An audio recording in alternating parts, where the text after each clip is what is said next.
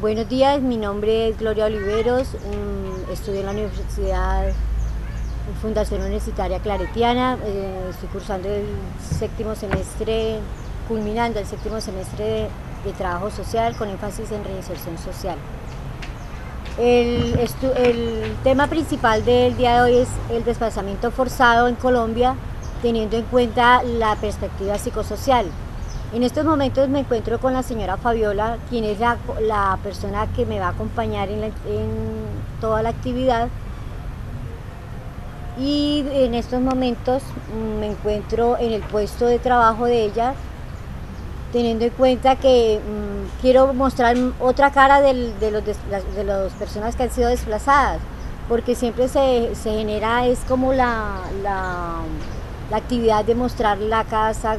Casi todas viven en unas situaciones precarias, situaciones de casas apenas en proyecto de construcción, otras no tienen casa, otras sí tienen. Entonces ahorita me encuentro con la señora Fabiola en el malecón. El malecón queda en Neiva, a orillas del río Magdalena, el cual le asignaron Pues un puesto para que ella ejerciera sus labores de artesanías. En estos momentos voy a presentarles a doña Fabiola. Doña Fabiola, buenos días. buenos días, doña Gloria. Mi nombre es Fabiola Leighton Molina, tengo 42 años, nací en el pueblo de Oporapa y cursé la mayor de mi niñez en Pitalito. De ahí vivíamos en una finca en la cual fuimos desplazados. ¿La finca era propiedad de ustedes? Propiedad de nosotros, señora. ¿Quiénes conformaban su grupo familiar en ese entonces? Mi grupo familiar conformado por mi esposo y mis 4 hijos en esa ocasión, porque actualmente ya tengo nietos, se me creció la familia. Es una familia extensa. Grande. Sí, señora. ¿Qué actividades diarias realizaban en la mesa, allá en la finca? En la vereda de la Meseta, que quedaba mi finca en jurisdicción de Chillurco, elaborábamos las labores del campo, sembrábamos, vivíamos de nosotros mismos, la finca producía el sustento. Vivíamos con mi esposo, mis hijos, todos muy unidos. ¿Cuál fue la causa del desplazamiento forzado? La causa del desplazamiento forzado fue querérseme llevar el mayor de mis hijos y para poder nosotros seguir una vida normal, grupos oscuros al margen de la ley, la cual pues tenemos prohibido nombrar. Mi hijo el mayor lo sacamos de la finca ese día que él me comentaba que él se iba a ir y yo me opuse y dije que primero yo prefería dormir debajo de una piedra que perder mis hijos y lo saqué haciéndomele un atentado ese mismo día como a las 6:30 de la noche en la ciudad de Pitalito. ¿Qué le ocasionaron a usted? ¿Qué fue la relevancia del desplazamiento, el motivo por el cual tuvo que desplazarse? Pues el motivo fue por amenazas, pues al ver que me hirieron a mi hijo, pues llegaron las amenazas a la finca porque nosotros nos desplazamos a la ciudad de Neiva con él, grave, y quedando los niños en la finca, la cual yo regresé a los días y ya ellos no estaban ahí, ya habían llegado a amenazarme a mi hija que tenía 13 añitos y los niños ahí más para abajo pequeños. Entonces yo no hice sino coger mis niños y regresarme nuevamente y dejar todo tirado, todo como que no haya, todo que vaya botado. Y regresarme a Neiva a dormir en las calles con mis hijos, atender a mi hijo que estaba inválido. Mi esposo veía por mis otros 3 niños y yo en el hospital con él y hasta que llegó la época de la salida de mi hijo del hospital, yo no tenía plata y entonces yo me dirigí a la Defensoría del Pueblo a que me ayudaran, recomendada por un señor que vendía minutos, que fuera allá, que ellos tenían derecho a ayudarme a que me mitigaran un poco la deuda que yo debía allá en el hospital. Y yo le conté allá al doctor y entonces él me dirigió a una señorita para que ella me tomara. No, yo al contarle todo, entonces él me mandó para la red de solidaridad, que eso quedaba ahí en el edificio Colmena, ahí cerca de Colmena. Entonces yo le comenté, entonces me dieron una boleta para Pastoral Social.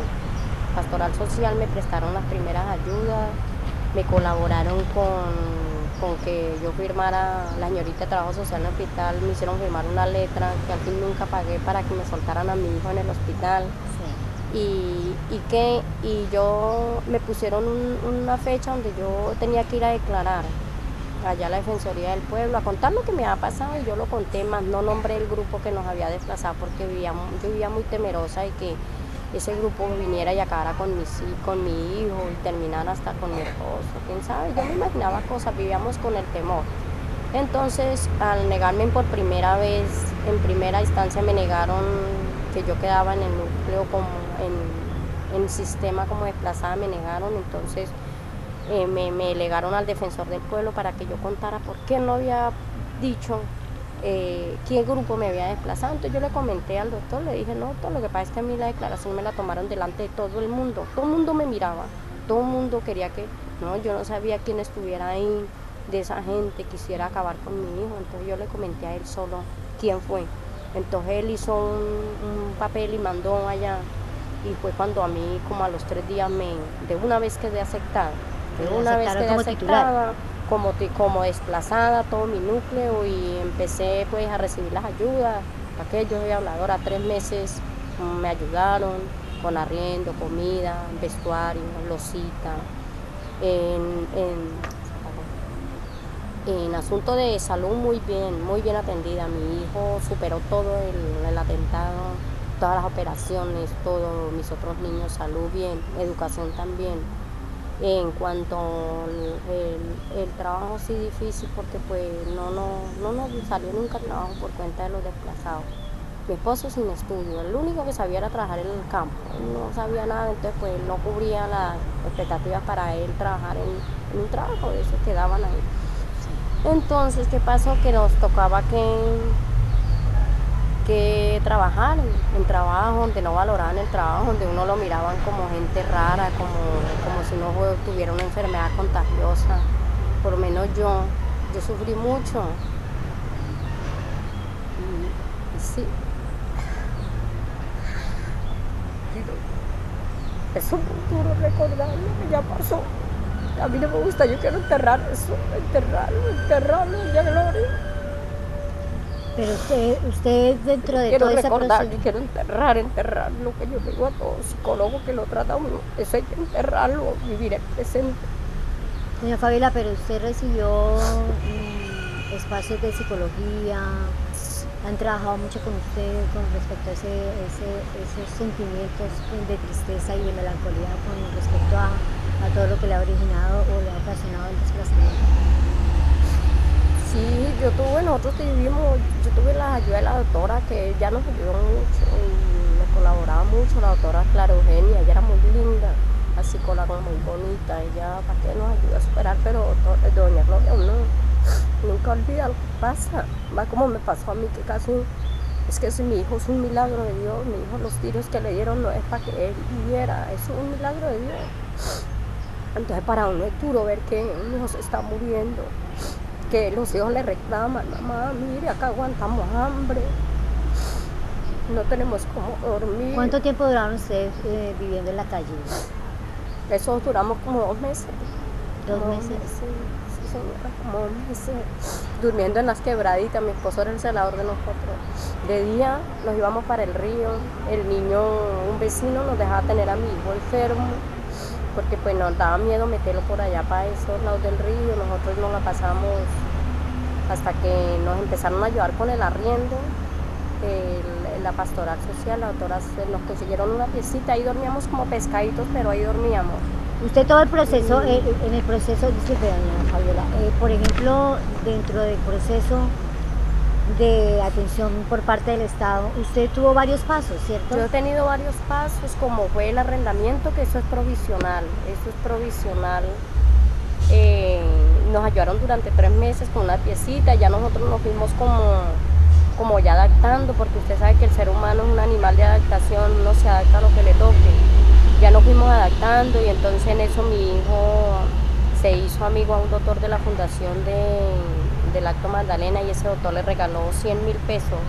Él le regaló, entonces mi hijo se compró compró un yeso y nos hizo moldes y nos pusimos a trabajar la artesanía y los niños salían a vender a la calle y la vida se nos fue como componiendo un poco mejor. El gobierno jamás hablaba de que uno tenía ayudas de 3 meses, esas tales prólogas. Yo vine a saber fue ahorita, cuando a los años, fue cuando dijeron que nosotros teníamos derecho a que el gobierno nos colaborara cada 3 meses con un mercado, con dinero para comprar mercado y para pagar arriendo y todo. Bueno, yo gracias a Dios salí favorecida en el 2005 con la casita. Sí. Y me favorecieron con un subsidio de 8.500.000 y yo compré lo que pude, una casa ahí que se ampara uno del sol y el agua, gracias a Dios, porque no nos mojamos, pero ella es feíta, ella es todo en obra negra, en bloque de cemento, y ella no, ahorita en estos días me dieron una batería sanitaria, que fue los bañitos, y me dieron un platerito ahí para la cocinita. De resto no le he podido meter repello porque escasamente uno consigue pagos servicios tan caros que llegan.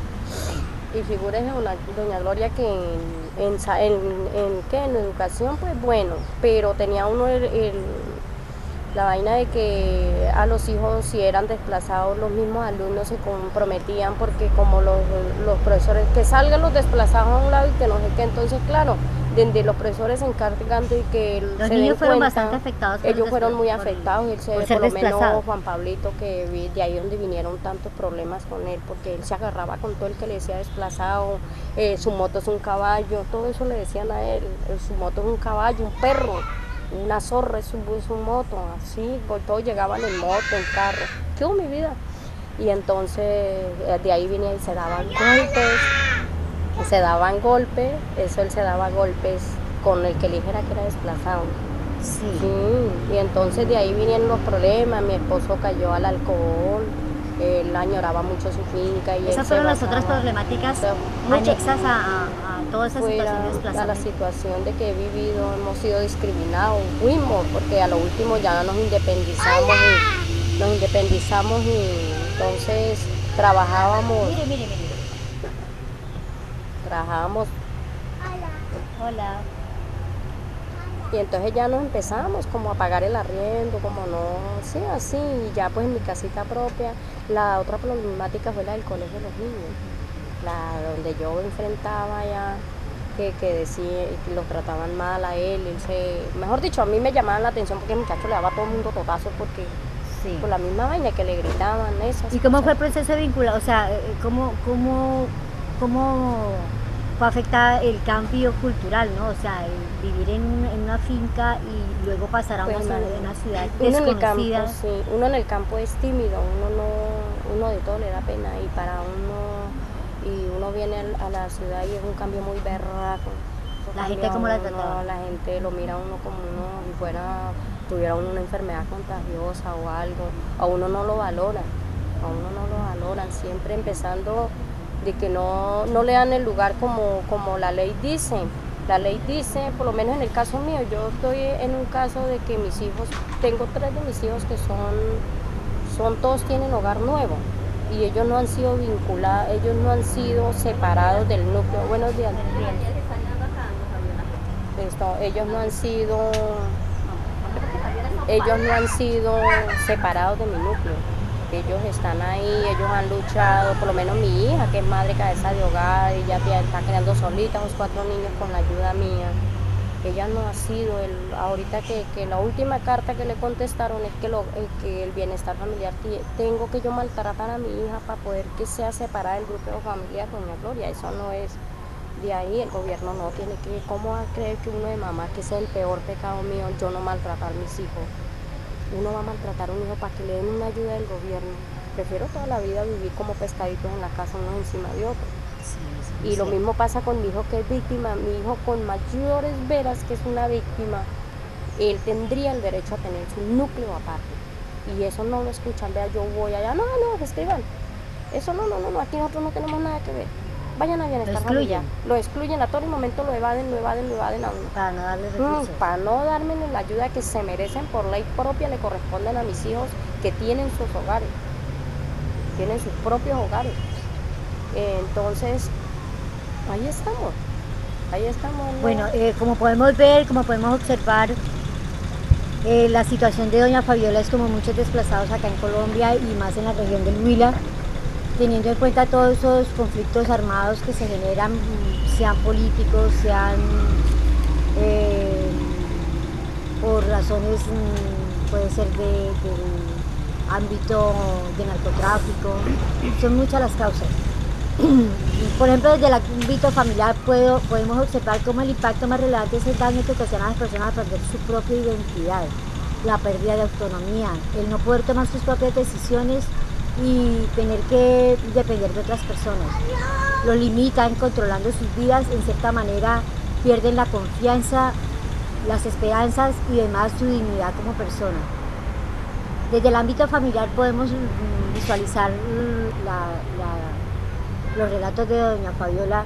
Los impactos más relevantes es cómo las familias son sometidas a situaciones de amenaza y riesgos conllevándolos en la mayoría a su desintegración familiar. Desde el ámbito comunitario, los mecanismos de protección, o sea, el trabajo, redes sociales, la solidaridad y afecto se pierden, como también la confianza y la esperanza.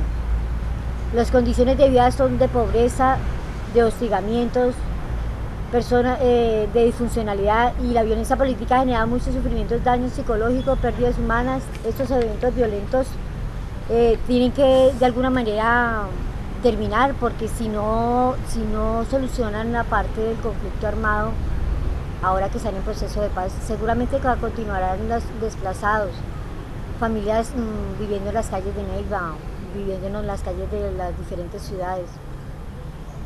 Todas estas situaciones son de bastante complicación. Ahora quiero mostrarles, a partir de su trabajo, qué ha logrado doña Fabiola a partir de todas estas ayudas humanitarias.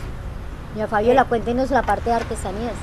En la parte de artesanías pues emprendimos nosotros mismos, yo no tuve ayuda para emprendimiento, emprendimos solo nosotros, y yo recibí una ayuda de Capital Semilla, que eso le llaman Capital Semilla, para fortalecimiento, la cual empleé en comprar herramientas, materia prima, y sí, se empleó todo. Esa plata la mueve la entidad que le delegan eso. Uno de beneficiario no toca eso ni con la punta de los dedos, eso fue comprado todo. Y yo con eso me muevo y me sostengo. Y mi familia, mis hijos aprendieron, ellos saben trabajar las artesanías y de eso vivimos nosotros aquí en Neiva. Y recibo ahorita en este gobierno, recibo ayudas del gobierno por allá cada 9 meses, cada año. Anteriormente recibían más prontas las ayudas. Con el cambio de gobierno vinieron los cambios en todo, porque las ayudas no son iguales como antes, empezando de que le han ido bajando a lo que le dan a uno supuestamente para alimentos, que le ayudan porque uno está en una extrema pobreza, que todavía uno no tiene una vivienda digna, como me pasa a mí, yo no la tengo. Y ellos, el gobierno, dicen que la meta es tener al desplazado con una vivienda digna, una vida digna, un empleo. Pero yo, en cuanto a mi empleo, pues nosotros mismos nos producimos nuestro propio sueldo, trabajamos nosotros independientes. Doña Fabiola, ¿usted conocía la ley o conoce la ley 1448 del 2011? No, doña Gloria, yo no conozco. A partir de esa ley tiene como objetivo un conjunto de medidas judiciales, administrativas, sociales, económicas, individuales y colectivas. Por ello usted ha logrado sus beneficios, algunos beneficios económicos, pero la parte psicosocial, ¿usted cree que es necesario que aún tengan